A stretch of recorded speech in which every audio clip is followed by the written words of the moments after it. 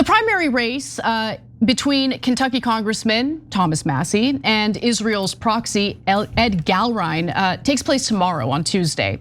And they'll be battling it out for a House seat in Kentucky's 4th congressional district. Of course, Massie is the incumbent who has drawn the ire of the Israel First Republicans for 2 reasons. Number one, his unwillingness to just consistently fund Israel's wars. But more importantly, Trump has directed his ire against Congressman Massie over the fact that he fought real hard to get the release of the Epstein files, something that Trump and his cronies had promised to do on the campaign trail.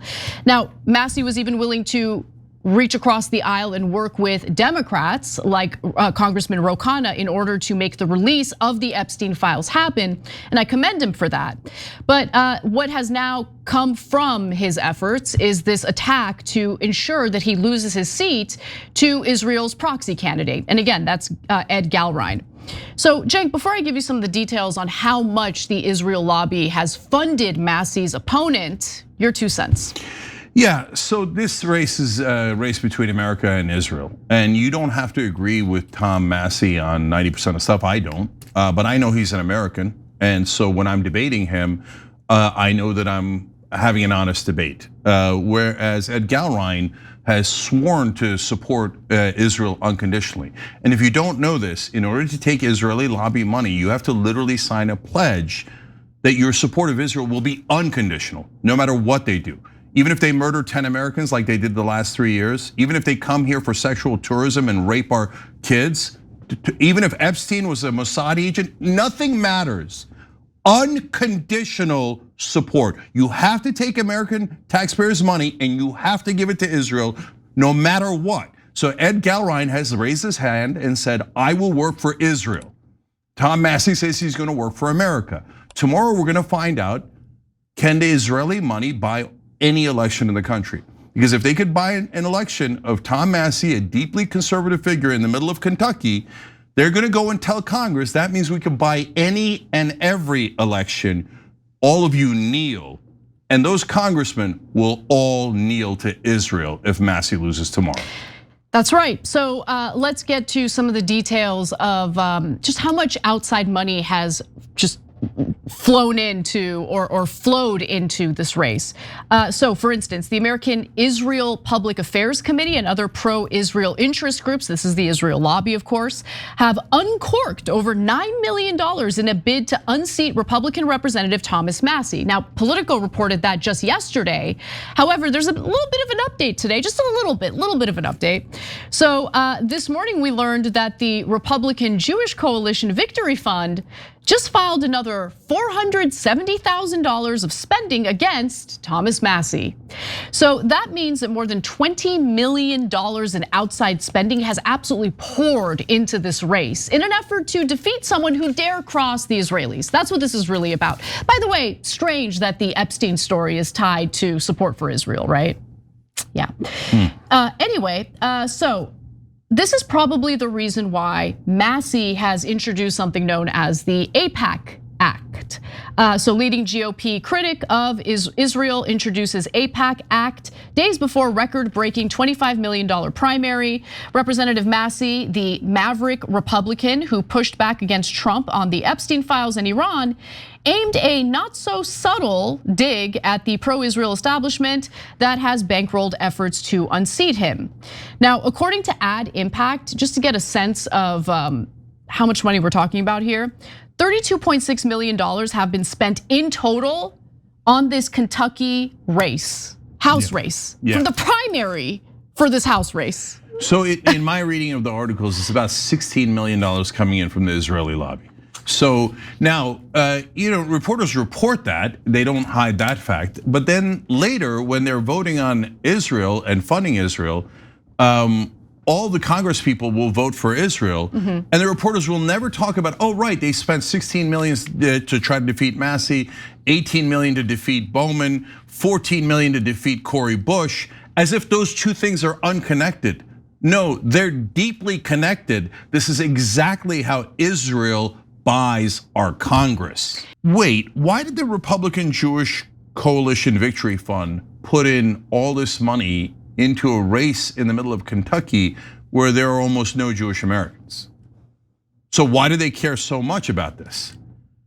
Well, it's obviously because they're saying we want you to serve Israel. It's not complicated, it's not subtle, it's not in dispute. But nevertheless, the media tries to make it seem like, oh, how dare you say this is about Israel? Right. A lot of the Republicans opposed to him are saying, no, this isn't about Israel. This is about the fact that he defied Trump. But what they don't talk about is, yeah, but what did he defy Trump on? The Epstein files.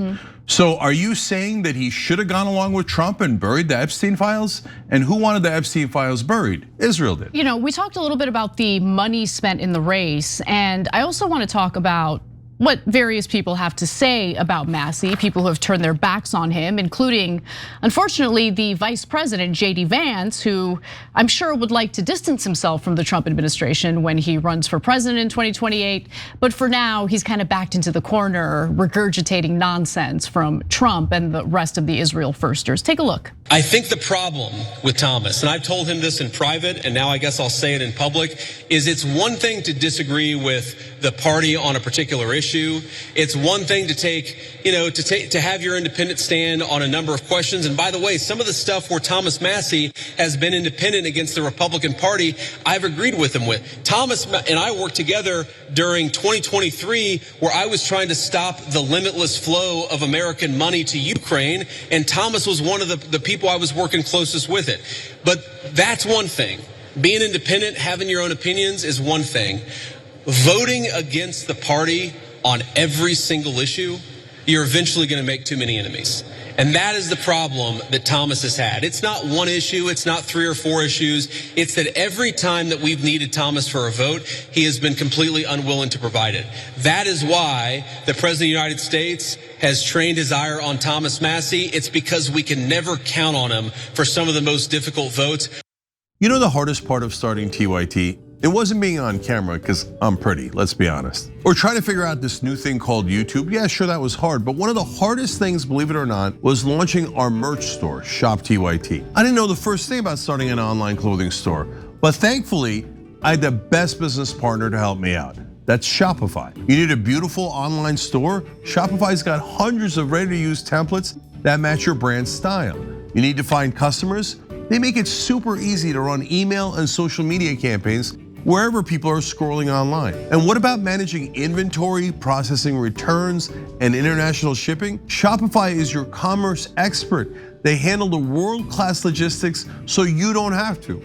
Everything from payments to analytics is in one place. No more jumping between platforms. It simplifies your life so you can focus on what you actually started the business to do. Start your business today with the industry's best business partner, Shopify, and start hearing.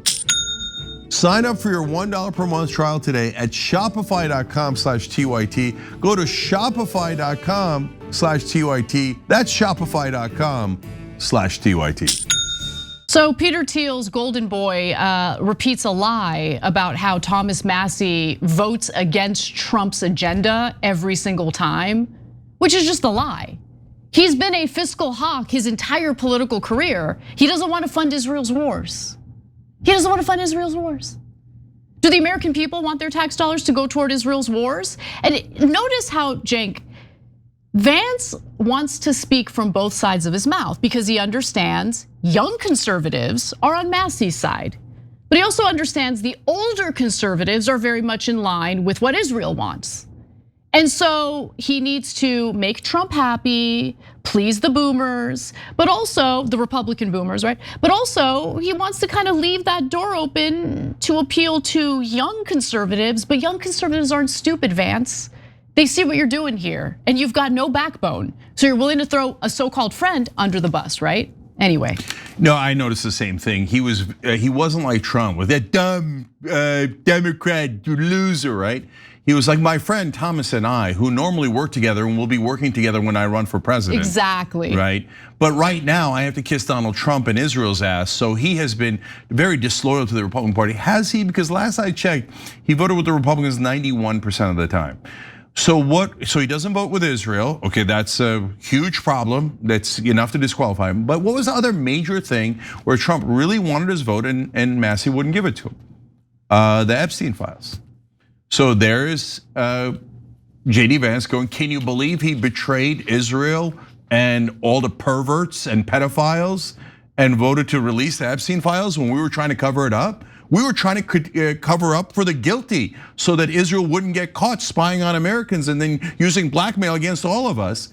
And this Tom Massie guy, who later will be a really good friend, okay, right now is unacceptable. Make sure you defeat him and put in an Israeli instead. Because Ed Gallrein, I don't care where he was born or where he lives, has pledged to serve Israel unconditionally. Yeah, he's the proxy candidate for Israel. Like, he's Israel's proxy. And if you don't believe me, understand that Thomas Massie, as a libertarian, is against funding a foreign country's wars. In fact, I would like for all of our members of Congress to be against funding a foreign country's wars, but unfortunately we don't live in a country that has leaders like that. And Ed Gallrein, Massie's opponent, not only wants the United States to pay for Israel's wars to help it build its empire in the Middle East, he would like Americans to be forced, literally forced, into fighting Israel's wars. Now, older conservatives don't have to worry about a draft, right? Younger conservatives, though, they're definitely worried about a draft. And guess what Ed Gallrein wants? Take a look. In 1973, we moved away from conscription selective service and went to the all-volunteer force. Right. And so that's been the most challenging few years since that transition, and that is a significant issue for national security. If you figure, okay, well, we got to start selective service, we got to get them through all the in-processing, boot camp, trainings, you're talking months downstream. Do we really have that time anymore? No. Is that a deeply flawed concept? Yeah. And so what would really happen if we had to go from what I call a cold start of a pending, world war?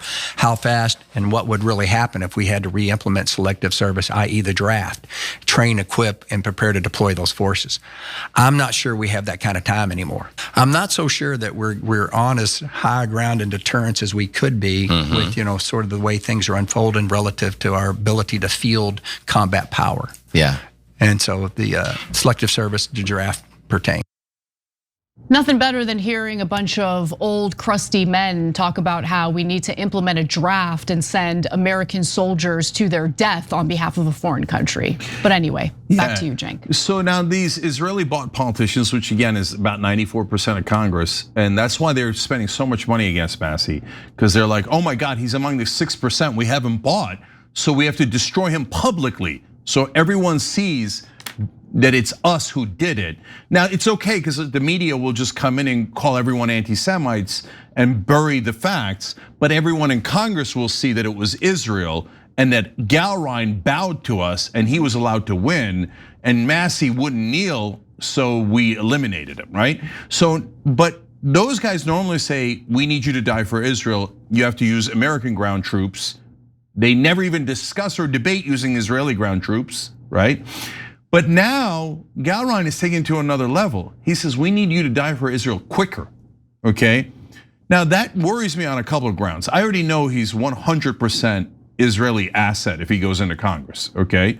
So, and if you want to take $16 million from the Israelis and pretend you're not an Israeli asset after you pledged unconditional support to a foreign government, you can kiss my American ass, because Ed Gallrein, you're nowhere near an American. You're a bought bitch for another country. You're disgusting, including, by the way, mutants like Latimer, who's a Democrat, did the same thing to Bowman. Wesley Bell, a sellout piece of crap who works for Israel, who's a Democrat from Missouri. But again, we can give you 94% of Congress. Now, what I'm worried about is why are they doing the talking point of, we gotta hurry on the draft. Hurry up, hurry up. We're not gonna be able to make it in time. Make it in time for what?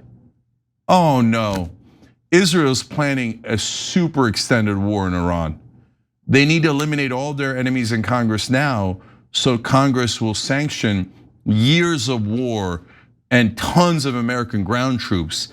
That's why they're in a panic to start the draft and eliminate any Americans who might be in Congress, so that the Israelis, pretending to be Americans, financed by Israel, will send your kids to go die for Israel in Iran. Yeah, so just be clear. Ed Gallrein and those who support him believe in using Americans as cannon fodder for Israel's wars. Fact. Period. every time you ring the bell below, an angel gets his wings. Totally not true, but it does keep you updated on our live shows.